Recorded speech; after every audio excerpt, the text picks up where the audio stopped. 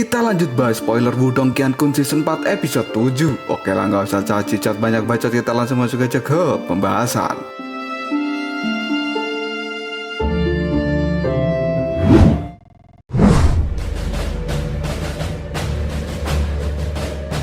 Cerita masih tentang obrolan antara Tang Pu dan juga gurunya. Kali ini Tang Pu panik karena sang guru telah memutuskan untuk bertarung.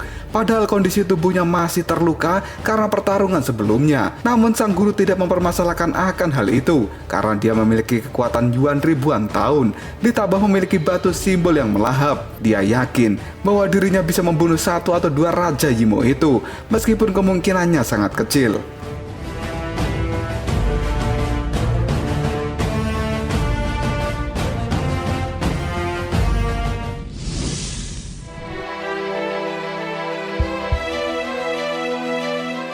Tang Pu yang mengetahui hal ini pun semakin panik karena keputusan gurunya ini akan membuat roh reinkarnasi dirinya sendiri menjadi hancur dan pengorbanan itu terlalu besar untuk dilakukan.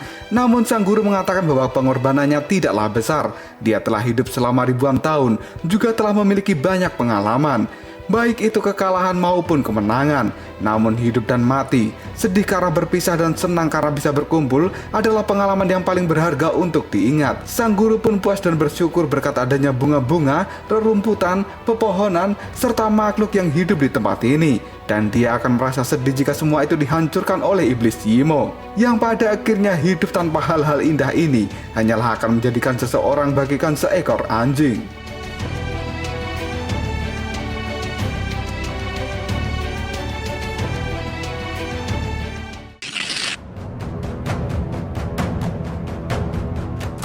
Setelah mendengar kata-kata gurunya, Tang Pu memohon agar dia diperbolehkan membantu sang guru. Namun sang guru pun menolaknya, dan dia mengatakan bahwa Tang Pu adalah bagian dari hal indah itu yang harus dia lindungi. Sebenarnya sang guru akan menjadikan Tang Pu sebagai pewaris dirinya, namun insiden penyerangan Yimo ini telah merubah segalanya, dan mungkin mereka berdua tidak akan pernah bertemu lagi. Sang guru berharap Tang Pu tetap hidup karena dia masih muda dan jalannya masih panjang.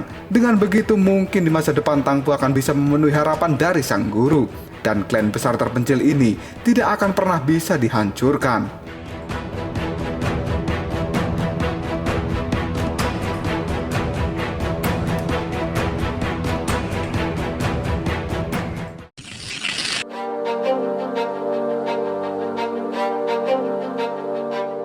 Tiba-tiba sang guru menyelesaikan segel untuk Tang Pu. Dia pun berteriak memohon agar gurunya tidak melakukan hal ini. Dan dalam sekejap, kesadaran Tang Pu pun menjadi gelap gulita. Sang guru bertekad melawan Yimo dan terjadilah ledakan di klan besar terpencil.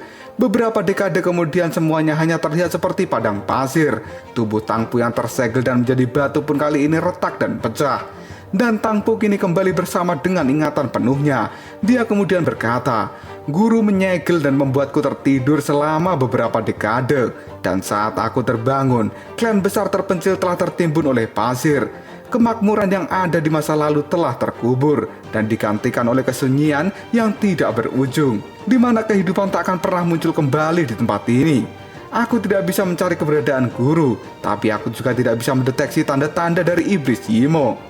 Layaknya rumah tua, semuanya telah menghilang tanpa ada yang tersisa. Satu-satunya yang tersisa adalah potongan plakat jiwa milik guru ini. Plakat itu tidak menjadi abu seperti plakat jiwa lainnya. Jadi aku sangat yakin bahwa guru masih hidup. Tidak peduli sebesar apapun langit membentang, tidak peduli seluas apapun bumi memanjang, tidak peduli berapa banyak tahun berlalu, aku akan terus mencari guru. Selama potongan plakat jiwa tidak hancur, aku akan selalu yakin bahwa guru masih hidup di suatu tempat di dunia ini. Meskipun aku harus mencari hingga ratusan tahun, meskipun aku harus kembali ke klan besar terpencil untuk menjaga reruntuhan yang sudah usang, meskipun aku menjadi tua dengan kehidupan yang tersisa beberapa hari lagi, selama aku terus yakin, aku akan terus berada di sini, guru. Meskipun tubuh ini menjadi mayat hidup dan jiwaku sudah tidak ada, aku akan selalu di sini menunggu Anda datang kembali. Itulah sebabnya Tang Pu menjadi mayat sekte kuno yang selalu menjaga tempat ini. Dan dia tidak akan membiarkan siapapun yang datang membawa pergi barang apapun dari istana yang dia bangun tepat di bawah menara seni bela diri.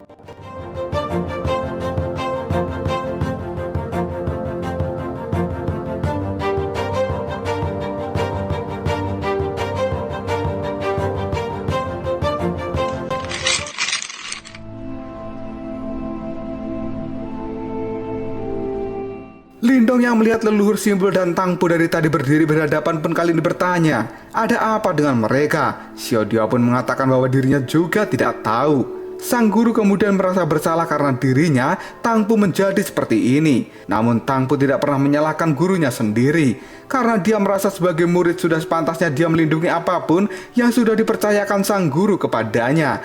Sang guru kemudian bertanya, kenapa Tang Po harus menyiksa dirinya sendiri dengan menjadikan tubuhnya sebagai boneka. Kesadarannya telah menghilang dan yang tersisa hanyalah sebuah kegigihan.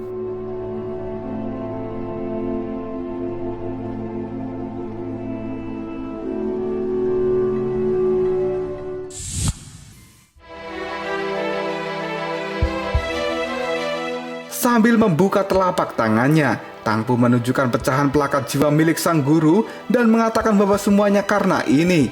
Sang guru pun kaget karena alasan Tang Po menjaga tempat ini selama ribuan tahun. Semuanya hanya karena pelakat jiwa itu. Sang guru pun merasa andai jasad aslinya masih hidup sekalipun, tidak ada gunanya Tang Po tinggal di tempat ini terlalu lama. Karena sejatinya, klan besar terpencil hanya tinggal sebuah nama di dalam sejarah saja. Hal ini tidak sebanding dengan pengorbanan Tang Po yang merubah dirinya menjadi boneka.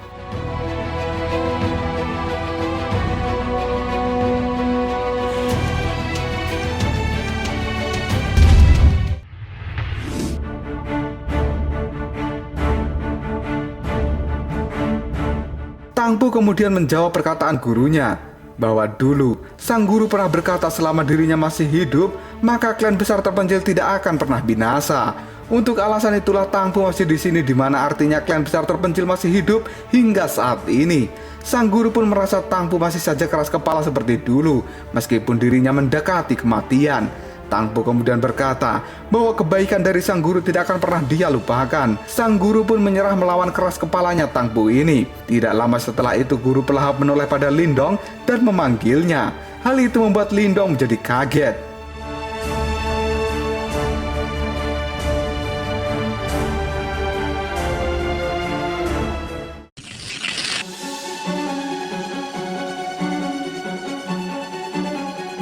Guru Simbul pelahap kemudian berkata bahwa dia sudah tidak bisa membantu Lindong saat ini. Lebih baik Lindong sekarang pergi mencari batu Simbul pelahap yang telah dicuri. Karena sang guru Simbul pelahap percaya bahwa Lindong berjalan di jalan kebenaran dan dia pasti akan menjadi pewaris serta pemilik batu Simbul pelahap selanjutnya. Lindong pun berterima kasih atas kepercayaan dari guru Simbul pelahap. Dan sang guru menyuruh Lindong untuk berjuang. Guru Simbul pelahap pun menyuruh Tang Po untuk membantu Lindong dan Tang Po akan mengikuti perintah gurunya itu. Guru Simbul pelahap kemudian mengatakan bahwa saat ini masalah antara Lindong dan juga Tang Po sudah selesai. Kekuatan Yuan dari sang guru juga akan habis dan dia akan menghilang. Tidak lama kemudian guru Simbul pelahap benar-benar lenyap. Namun dia masih meninggalkan pesan pada Tang Po bahwa meski tidak bisa seperti dulu lagi, sang guru masih berharap akan bisa bertemu Tang Po suatu hari nanti. Tang Po mengiyakan kata-kata gurunya itu.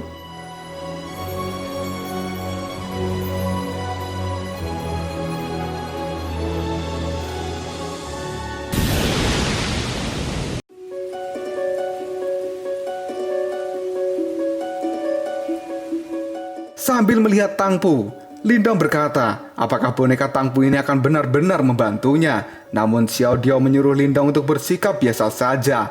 Tidak lama kemudian Tang Po mengangkat tangannya dan mengeluarkan cahaya biru ke arah Lindong. Hal itu membuat Lindong panik karena tas Qian Kun yang berisi pil nirwana tertarik oleh Tang Po. Lindong merasa kesal, kenapa Tang Po masih saja mengambil pil itu, padahal masalah ini sudah selesai. Xiao Diao pun mengomel. Untung yang diambil hanyalah tas Qian Kun saja, bukan nyawa Lindong. Seharusnya dia bersyukur tidak mati di tangan Tang Po. Tidak lama kemudian Tang Po melempar tas Qian Kun yang berisi pil nirwana ke udara. Dan tiba-tiba keluarlah bayangan tengkorak hitam raksasa berwarna hitam pekat. Hal itu membuat Lindong menjadi kaget. Dan Xiao Diao berkata bahwa itu adalah kutukan yang sangat kuat.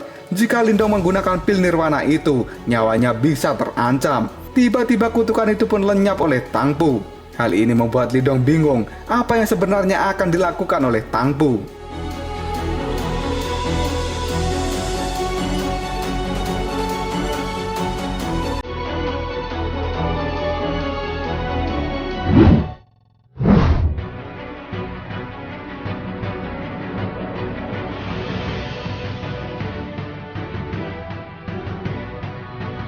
Tiba-tiba saja Tang Po melempar tas Qian Kun berisi pil nirwana itu kembali ke tangan Lindong. Dan dia berkata, "Aku berikan pil nirwana klanku kepadamu." Lindong pun merasa sangat senang karena di dalam tas Qian Kun itu terdapat ratusan pil nirwana. Xiaodio kemudian memuji Lindong bahwa bocah ini memiliki keberuntungan yang luar biasa.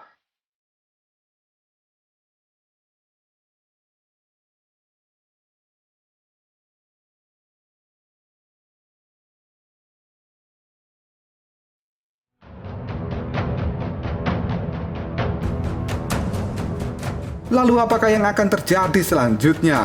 Apakah Tang Po akan benar-benar membantu Lindong dalam mencari batu simbol pelahap yang telah dicuri?